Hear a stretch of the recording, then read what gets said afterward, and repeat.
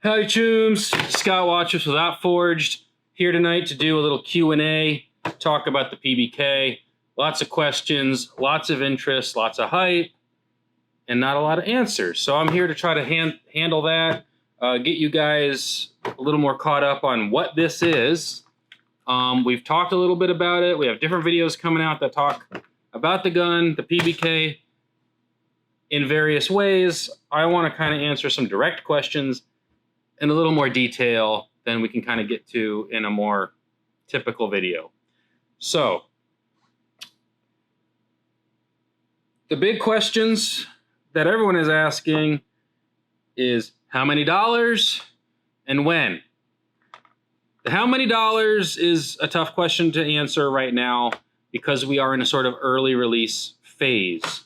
We're doing what we're calling the field trials soon, which is going to be an early access. It's for the early adopters. It's for the people who want first dibs on a PBK. The challenge with that is it's not full production. It's low batch production. We're building, 10, 20 guns at a time. And so what that means is our pricing is just not reflective of a larger batch production run. So it's going to be based on the wave, and we are trying to, raise funds by selling product. But it is an early product. And so we recognize that there's trade-offs with that. So we're going to be determining a price that's going out to people who are part of that program. Sign up on our website if you want to be part of that potentially. And those people will be paying a certain price, which will be going out. And then depending on feedback, how things go, how production goes, lessons learned, as we ramp up to what we call open production, then we'll know pretty well what our actual price is. Until then, we don't want to put numbers out there and get people thinking that it's one price when it's really not. And we also don't want to scare people off with, a price that we can actually get in a little better down the road if the stars align. But because right now we're kind of doing everything ourselves, with our own production in-house, other than some parts that we're buying from AK vendors and some of our, suppliers have come in. But right now, we're early stages. So pricing is like, we're aiming for this. If we can hit that, great. We'll be talking about that more as we go. So unfortunately, that's about the best I can do for price. When? We're definitely aiming to get our first wave out this year. That's that first field trial wave this year. And my personal goal is I would like to see some of these by Fold a Gap in November. We have about half of the final parts for the first batch of 10 done, plus extras. And then there's certain parts that we are going to be making soon. And we're either waiting to get the final materials or waiting to open up time on the machine behind me to run those parts. We kind of had to put a pause on production to say, hey, we need to actually tell people this gun exists and what it is about. And so that's why we've kind of put a hold on production, putting out these videos, answering these questions. As soon as that gets out, I'm back to running this thing pretty much full time, getting parts for you guys. Once that first batch of 10 or so goes out to that first wave, that'll start giving us feedback, and we immediately start working on batch 2, knowing that there's already going to be lessons learned from just building that first set. We have a few guns that we have built internally. We've got kind of like one master copy that has like the latest, greatest of everything, and that we've been putting kind of through its paces. And then we have like a bunch of parts that I've got piles of parts that are scrap at this point. Dozens and dozens of bolts, valves, gas tubes, everything. I've probably rebuilt a PBK about 15, 20 times now with all the parts we built. So long story short, put it this way, it's a high-end gun. It's a high-end Magfed mil-sim marker. Look at other comparable high-end Magfed mil-sim markers on the market, alliteration, and you're probably not going to be too far off the mark. We don't want to be that high, but we're not a $500, mid-range either. We're going to be in that higher tier. It is what it is. This is a high-end Magfed Milsim marker. It is all steel. There is no 3D printing in this. There is no, off-the-shelf paintball parts really at all. The only thing you could maybe say is some of the valve internals for the regulator. The piston and seals and stuff. So that's the PBK pricing availability. We'll be posting more about that with more details. It's not optimal. I wish I could just start making 500 of these right now. This is a small market. Magfed is a small market. Airsoft would be a bigger market. And ultimately, we're trying to bring the utmost in realism and everything at a price that is at least attainable.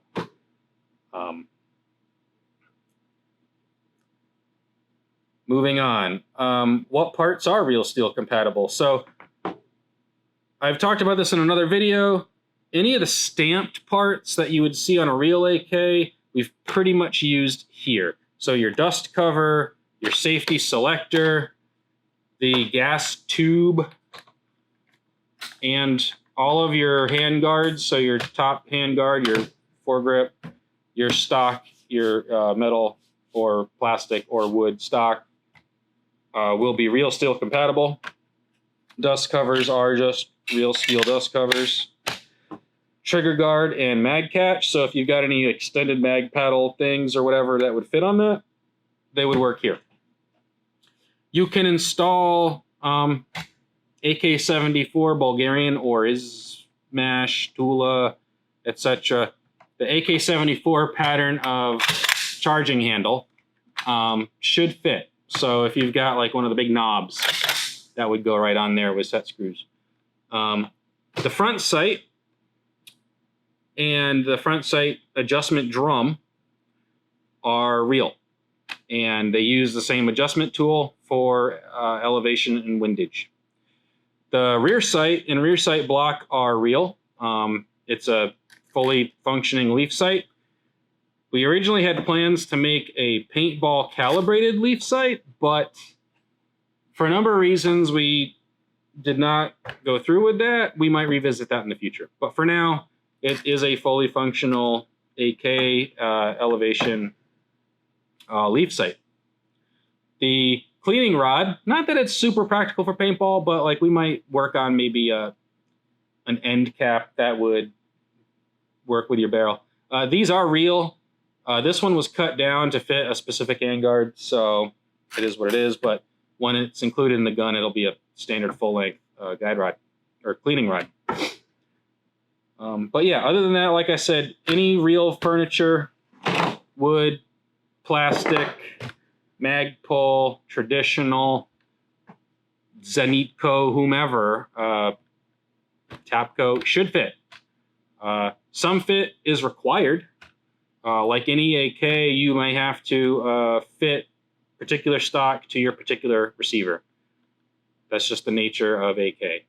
A hammer and a file and a Dremel tool may serve you well there. As far as the other things go, we are working on a side mount rail. I don't have it installed on this gun. We do have to adjust a real one a little bit to fit the different hole pattern for paintball use. So there's some issues there. But in general, we want to make a side mount scope rail for people who want to have the over style scopes and the traditional AK scope thing. Whether that is going to make the initial first batch wave or whether that's going to come later and be like an upgrade part, TBD. It'll kind of just depend on when we get to it.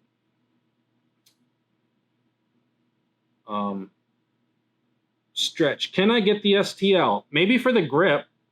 The grip is not real steel compatible. We have a regulator in this grip. And it has a little swivel, little 360 swivel. Everyone kind of has mixed opinions on the remote line.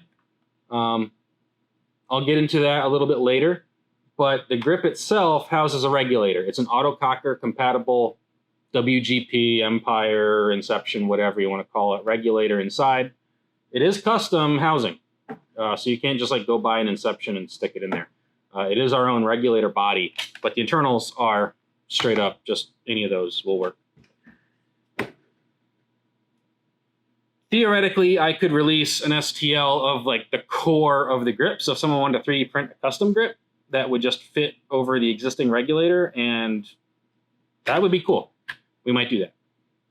Beyond that, everything that you would probably print custom probably is going to be AK compatible with maybe 1 or 2 minor deviations. So if there's a huge demand down the road, maybe we'll release some CAD files for fitment of like grips and foregrips and stocks. But it's not super necessary, because if you can find CAD files online of AK parts, which they're out there, you can just use those. Field stripping and maintenance. And I think someone else had a question about field stripping and maintenance. So I show this on other videos, but I will field strip a gun for you right now. Dust cover comes off. Bolt carrier comes out as a single unit, captive mainspring. Pull this retention barrel pin. Barrel assembly comes off. All right, now you can swab your barrel or replace your barrel or change to wood if you are so inclined. Get in there. And then you can clean your breech and any paint goop, if like this has, you can just clean all of this out. You have full total access. Then you can go ahead and slide this back in, pop the pin. It's a captive pin, by the way, detent, so it does not come out. And it snaps into position so it stays. And then, you know, if you really want to, you can also take gas tube off. So that's field stripped, cleaned, all that jazz. That goes in.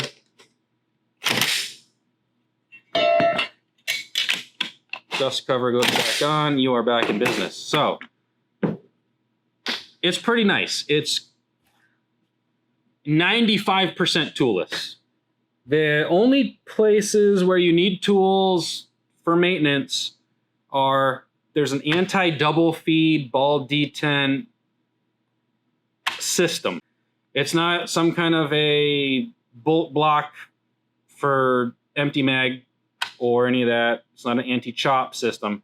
It's an anti-double feed system, which prevents you from, if I'm checking my chamber to make sure that there's a round in the chamber or that the mag loaded or to see if there's a jam, you can do that and it won't feed a second round into your gun. It doesn't pull the round out or anything like that. It doesn't eject rounds, but it prevents a second round from feeding. By the way, you can chamber check through the ejection port, which is pretty handy.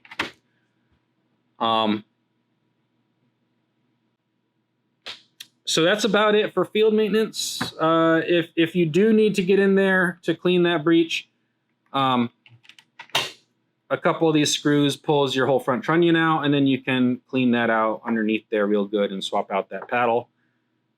Beyond that, you need a large tool to wrench off the regulator. And if you're going to do any regulator maintenance, that's pretty rare. But if you do have to do it, that's a little more involved than just the quick field strip. But for general cleaning, you broke around in the chamber, you got to swap an O-ring on the main action. You know, again, that's all you got to do. And then it just pops back in. You can even shoot the gun without the dust cover, like a real AK. It doesn't really matter. Okay. So that's field stripping in a nutshell. Question on air consumption. And is the blowback action part of the mechanical action? And underfolders. So let's start with underfolders. Not yet. Maybe down the road, but not yet. Not a big priority to do the underfolder.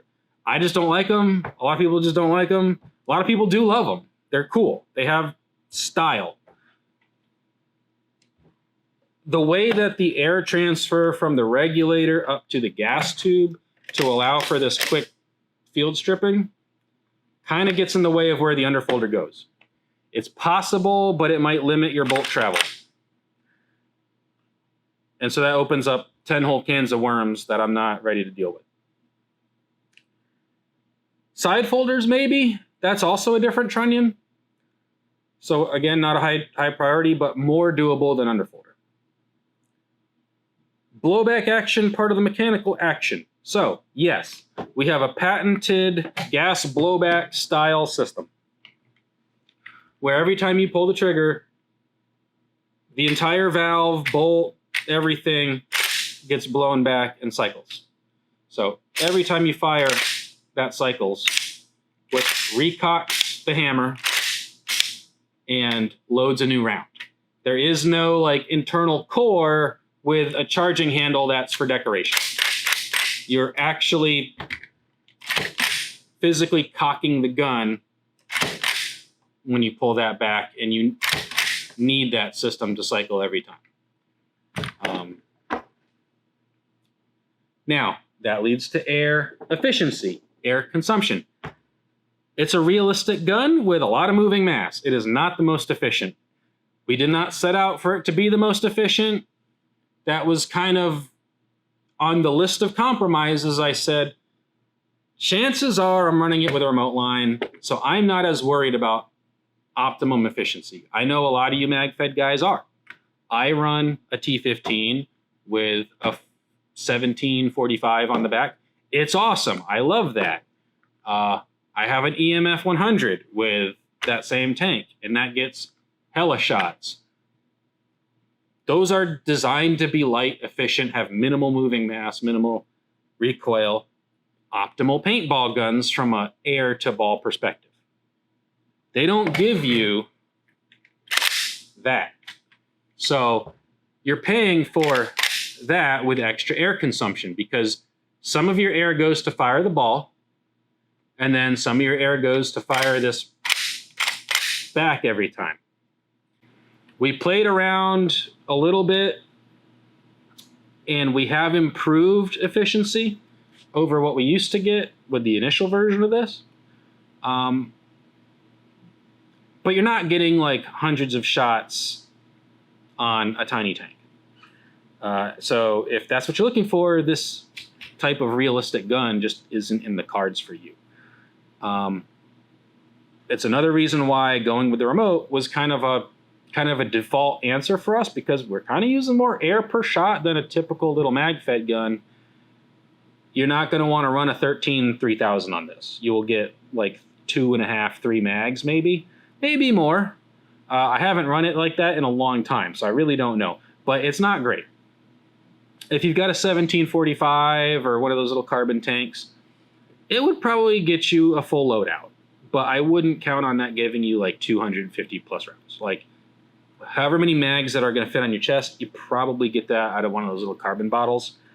And that's, all you really need for 90% of scenario games. So I think that's a fair compromise. Like air is cheap. Air is easy to refill. Larger tanks are a thing now with higher capacity. So we use more air per shot.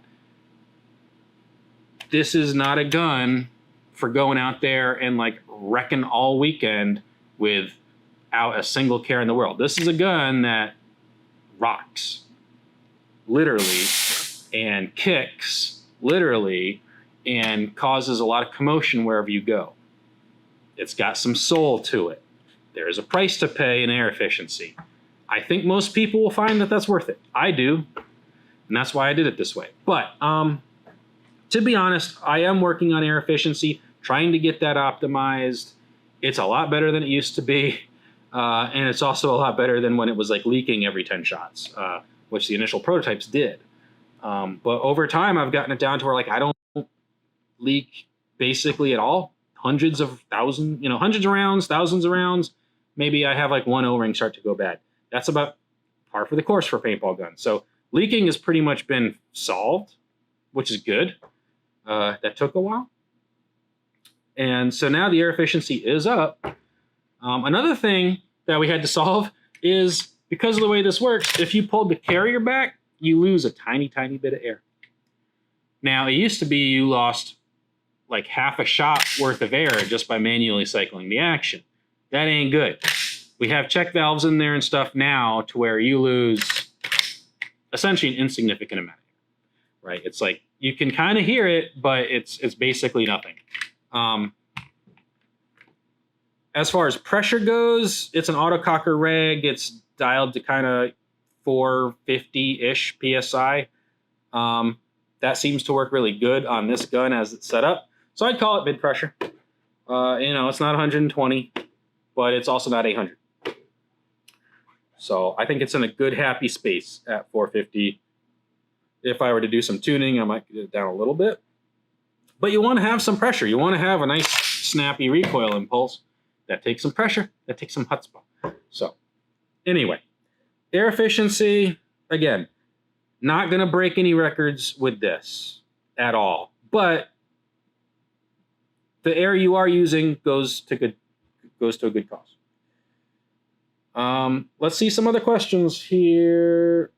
Will we get alternate gas block / sight posts? Configurations to replicate 100 series, so on, so on. Yes, we are working on that. This is a combo. This is a casting that we got back from our casting house based on our tool. So this is your kind of combo block. There's a few different variations out there in the real world. This is the one that we thought looked the coolest. And so we will be doing these, and they'll, kind of go in place of the separate ones. And then it's just a matter of which barrels do we use. And we'll get into barrels in a bit, I'm sure. But yes, combo blocks, eventually 74, AKS 74U blocks, aka Krinkov. We are also, and we have AK-74 90-degree gas blocks and AK-74 front sights. These are your AKM style, but we also have 74 already being made. And then as far as barrels go, our barrels thread into what I call a barrel extension. It's a breech block. It's an adapter. It works in conjunction with a polymer saddle, I call it, which is kind of your breech interface with the magazine. This kind of is the top of that. And so your round goes up into here and gets pushed forward. The side paddle hole here is for your anti-double feed system and D10. These are going to be threaded in A5 and autococker. Right now they're all A5 because the barrels that we got from Lapco are all A5 thread. And this is one of our samples. And so it's a custom profiled barrel that has sort of that AK thin profile. It's 7/8 OD with typical sort of imperial front threads, so standard muzzle brakes will work. Typical A5 barrel back threads, so it'll work in any A5 threaded gun, but it also works in our barrel extensions. These slide in and pin, and that locks them. They're turned to a specific size, and there's a couple features on here that kind of cam it and press it into place, so you always get a pretty tight lockup. And then by the time you have this upper rear sight block, which is bonded to the barrel, and then your foregrip and all that stuff, I mean, that thing is solidly in there. So as far as quick change barrels go, like nothing beats it that I've seen.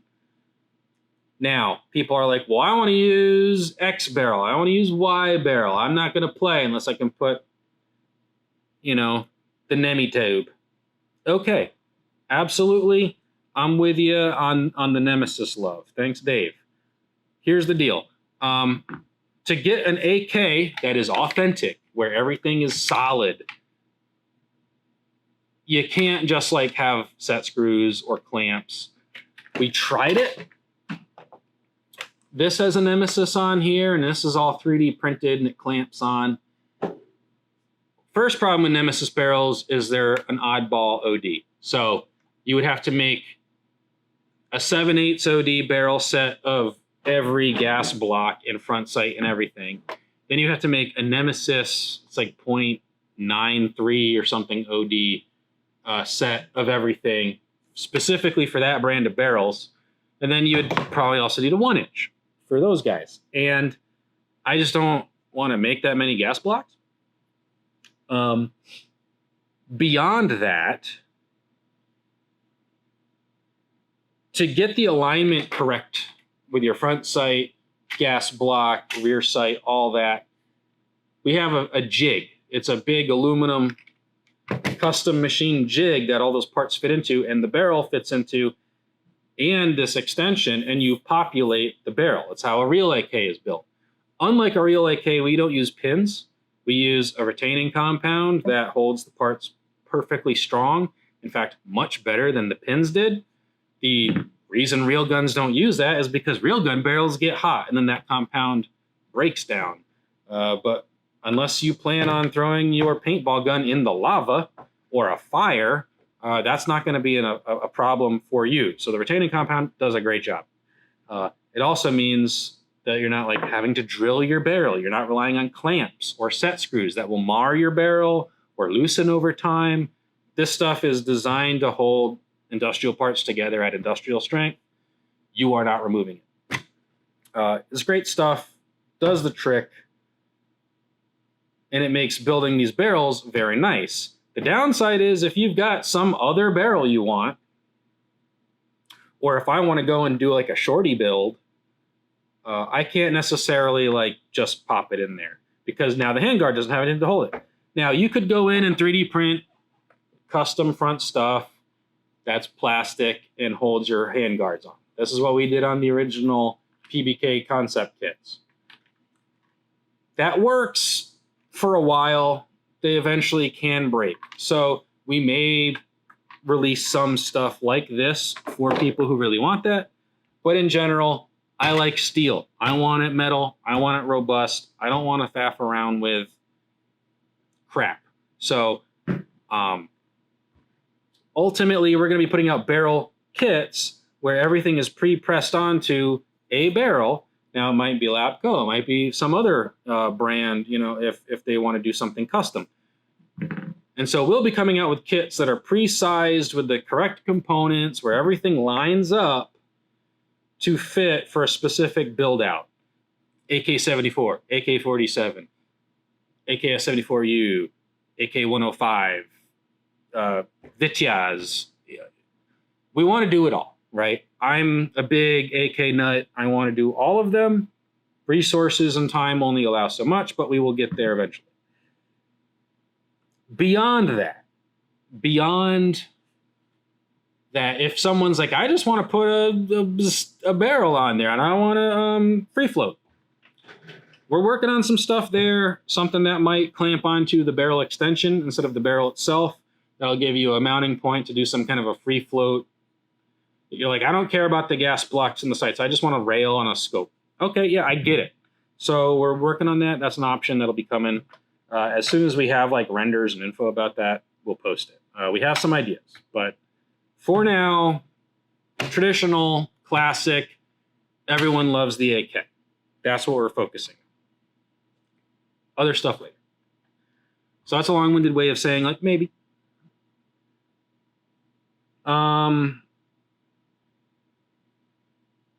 Again, PSI around 450. Give or take a little bit. The main goal is, you know, something relatively achievable. It'll get you down into the bottom of your tank, but you need some pressure to run this thing. Will wood furniture be available? From Jeff. So, unfortunately, at the moment, we don't have a good source for wood furniture that's reasonable at all. Our vendor is like, yo, maybe maybe we can get some wood, but they're pretty protective of that. It's hard enough to get for real AKs, I guess. So they're kind of like, we're trying. Eventually we will. For the time being, it works with, if you can source it, it doesn't take much work to get it to fit. But for default, it will come with kind of your 74 style polymer hanger. And then from there, accessorize away. Why did you go with the thin wall 686 Lapco over a standard 683 Lapco or 685 Nemesis? So, I mean, that was a whole discussion. I will give you my perspective on that. You can disagree or not. I basically said, hey, the legacy of the AK is that it should eat anything and just run. And so to that end, I said, the AK is not a marksman platform. We're not worried about having the optimal barrel for mega accuracy. I want a barrel that will eat as much paint as you can stuff into it. So I went with a 686 so that there was never a case of like trying to force a large first strike down a tiny bore hole. People say that FSR are meant for 683. I've heard that. I've also had people say 683 is a little tight and you kind of want 686. I said, let's do 686 because even if it's a little tiny bit loose on the FSR, you have very less chance of ever breaking an FSR due to underbore. At the same time, 686, decent enough, most paint will shoot through it. So you're not going to have situations where you're like trying to stuff mega oversized paint down a tiny 683 barrel. I said, if this is the barrel that like the gun ships with, it needs to shoot as much as possible. So that's the thing. We went with Lapco for a couple reasons. One, they were willing to do the barrel at a price and configuration and profile that we wanted. The reason for the thin profiles, all that stuff, is just aesthetics and cool factor. Like, I'm putting this much effort into making this thing as authentic as possible. I'm kind of not a big fan of like the big, thick, dummy Saiga barrel kind of look. It's fine. It's okay, especially when like you got this going on, you barely see it. But when you're doing a rifle build and the barrel's sticking out this far, you kind of want to keep that profile as thin as possible. And every 10 thou matters when you're doing that aesthetically. So that was a big deal for me. I was just like, I want it to look good. The stock barrel should be a signature stock thing. It is rifled because I do shoot FSR and I want it to shoot FSR, and it does do that very well. I would say I don't miss not having a Nemesis or something else. This barrel shoots great. A lot of people say they will take a Lapco any day. I am one of them. In the meantime, again, people can free float one with one of these barrel extensions. You'll just have to come up with some kind of a custom front end. So that's all stuff TBD. For now, I said, hey, if we're going to go buy a bunch of barrels, I want it to be a really nice AKM rifle barrel.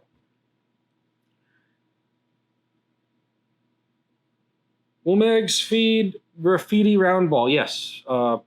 Most Roundball feeds great. I've had some brittle stuff that would crack. It's a mag. And then I've had, swelling where it did not like humidity, and then again, it's a mag. So this has a great job with everything that the other Magfed stuff does. If it doesn't work good in the Magfed in general, like this isn't much different. Input pressure on the remote line, whatever you want to feed it above 450, and then the reg is going to take it to 450.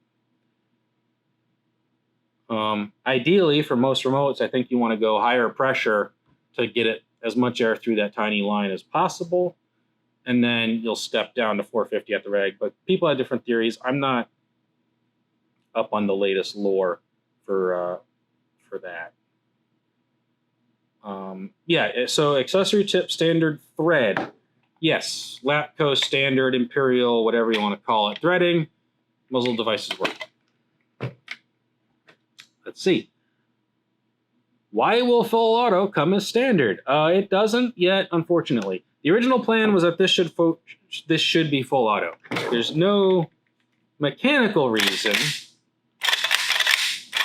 why traditional mechanical full auto in the same way that it works in a real AK should work here. The problem is shoot down. The problem is pressure, recharge rate, all that stuff. I'll get into it more when we do a super deep dive on the valve and how the gun works. I don't want to get into that yet, but suffice to say the challenge with full auto is that there's some dwell time, just recharge time. When the chamber closes, you got to build pressure. And so a mechanical auto sear doesn't allow enough dwell time, even with like fire rate reducers like that you find on some of the later AKMs, don't slow the hammer enough to where you'll get full air blast every time. So you end up with shoot down if you just have straight mechanical full auto, which is kind of like the opposite. Well, it's kind of like on like a inline blowback when they're low on pressure and they just start to run away. It's kind of the same thing. So what we're working on now is a sort of like hammer delay mechanism that when the chamber closes, it just has that tiny delay before the hammer drops. And mechanically, without electronics, that's tough to do, especially when you have limited volume to work with. But we are working on it.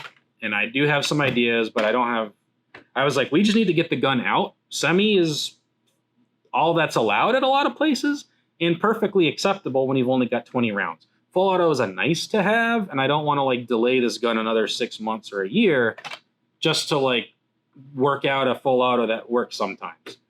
I will say that like as we have full auto modules that come out, it will be for the most part drop in. And if some of the first guns have some kind of issue where they're not compatible with that module, then like we'll be replacing parts as needed. So whatever that takes. But yes, eventually full auto is planned for this, and that'll be a drop-in upgrade. And then whether that becomes standard later is TBD.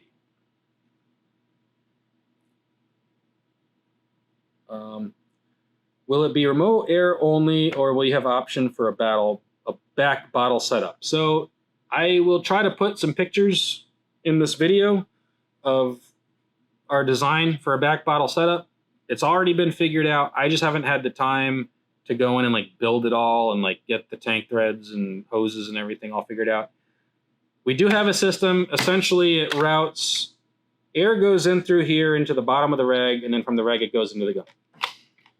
There is a channel in the grip already carved out to allow a back bottle stock replacement that replaces your stock with a ASA. And from there, there's room for an air hose to go down to the bottom of the regulator and then send air back up. Now, when you do that, there's actually a shim on the regulator. The shim is installed now to allow the swivel to stick out below the bottom of the grip. If you're running back bottle air, you'll actually be able to remove that shim and the regulator sits higher up inside the grip so that it's flush. So it's kind of nice. The downside is I don't have like a stock designed or anything for the grip or for the tank. So you'll have to use like a typical M4 looking stock for now. In the future, we'll come up with something. It hasn't been a priority. Again, if we go back, the gun isn't the most air efficient on purpose. I mean, I would love it to be more efficient, but like we had to make some trade-offs somewhere to get that. So it uses a little more air per shot. So it's like back bottle's not a huge priority. Now that there's 45 CI tanks that are in the like 17 to 20 plus CI range, yeah, now it's practical again. But when it was like a 13 or 17 at 3,000, like I was like, yeah, you're gonna be like getting air anxiety like at Mag 6, and I just don't want to deal with that. So remote line only for starters, and then for the guys who really want the back bottle, we are working on that. And for the people in the initial field trials, we'll probably send those out as something for them to test. So, you know, a little perk of being on that initial wave. All right, any other questions? This is already running a little long, but I mean, you got time, right? Let me check. Okay, let's check the YouTube. We did a video, a big kind of release trailer. If you haven't seen it for whatever reason, go check it out.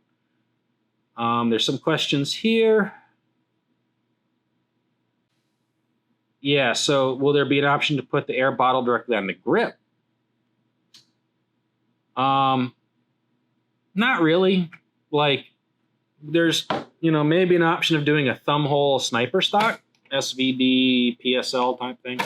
Then, like, you might have air run through the bottom that way. But I don't have plans to, like, obviously, like, add, like, a drop forward air tank. Like, that's... I'm a fan of, like, I'm not going to make something that defeats the purpose. Like, I'm not putting a hopper on this thing. Out of the question. Don't be ridiculous. Bomb them. Okay. This person wants to know what's the differences with the AK-20, which is the Czech-made AK replica. So as far as how that differs, I mean, this is a completely different system. There's very little on the AK, the PBK, that you can trace back to a previous paintball gun. There's absolutely like no through line back to some other gun that was on the market. It's a completely novel system. We have a patent awarded for our system. It took many, many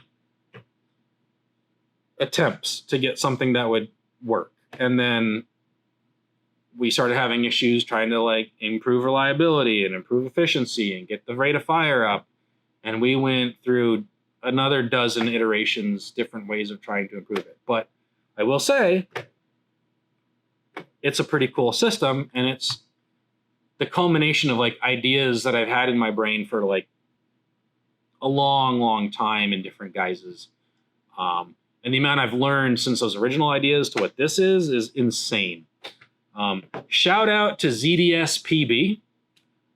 Great website if you ever want to know how paintball guns work, or just pneumatic stuff, or need help designing O-ring glands, or just machining. That website made this gun possible.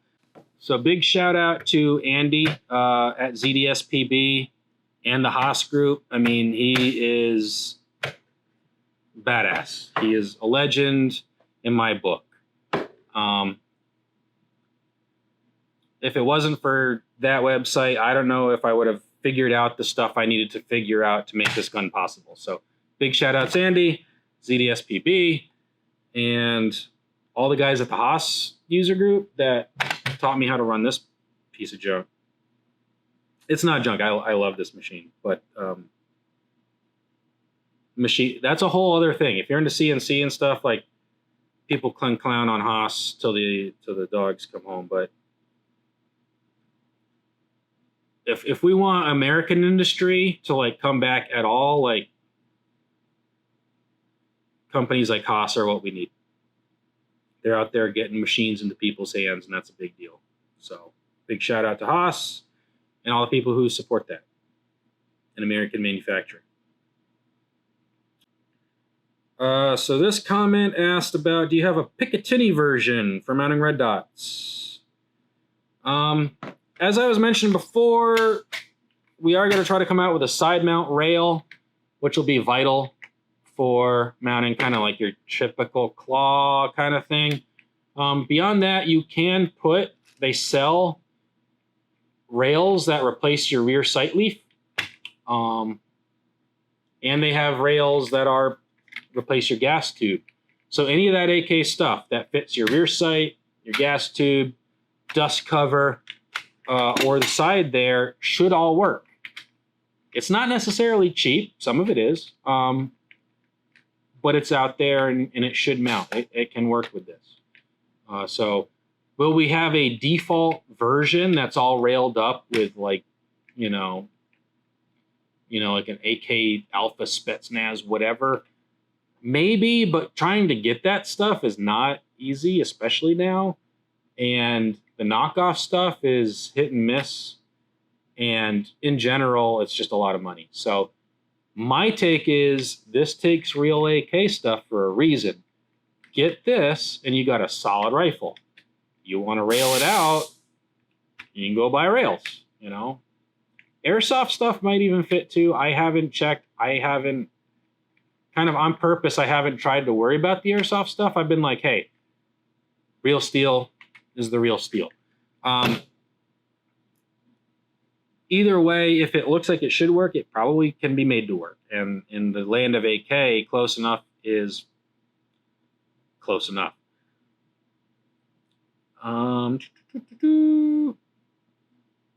Lots of great comments. This comment asks about box or drum mag. Dan wants a drum mag. I want a drum mag. I want a helical sort of bison mag. We are batting around ideas for at least your classic RPK angled drum. I think that would be awesome. I think that would fill a real niche. And especially if we do get the full auto working on this, that would be 100% required to have a drum mag. As far as capacity, cost, I mean, that's all way down the road. But it is doable. And we do have the technology, we do have the equipment and the know-how. So, yes, drum mag. When? Not sure. And then again, a bison sort of helical mag, maybe it needs a front handguard with an adapter for that. But like, sort of like, you know, your Q pods or the bison that could kind of hinge in here and then clip up in and be a low profile too. I mean, I think that would be sick. You guys tell me if you agree. All right. Anything else? It is getting late. It's getting late for me. You know, I've been at this all day.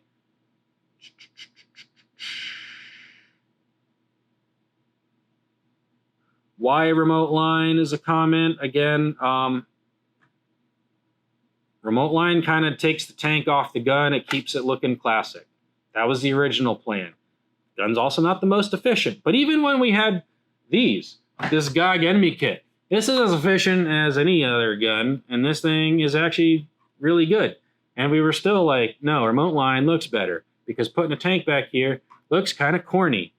And if you're doing a tactical build anyway, then like, who gives a crap? But I didn't want to mess with that. The regulator was already set up with a swivel, so we were like, remote line. I'm a remote line fan in general.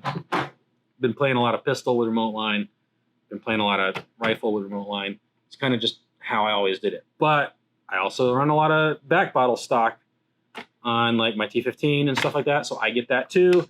And it is an option. It is coming. But because this thing is not the most air efficient with your typical tanks, it was not priority number one.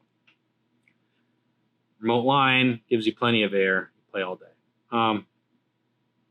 This person had the comment, proprietary mags are the death of any decent gat.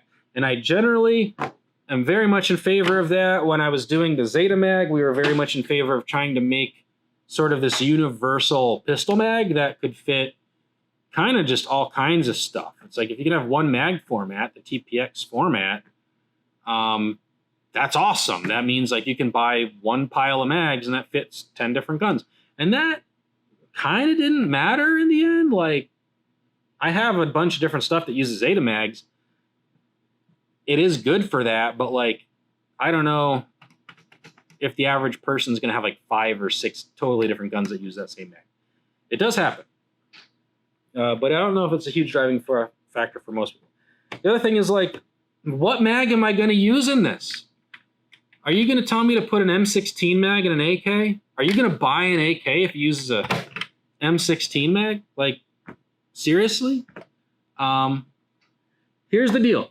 I've designed 3 different paintball magazines that have gone to production, including ones that are made in untold numbers for guns that pretty much everyone knows about. And that's not the Zeta mag.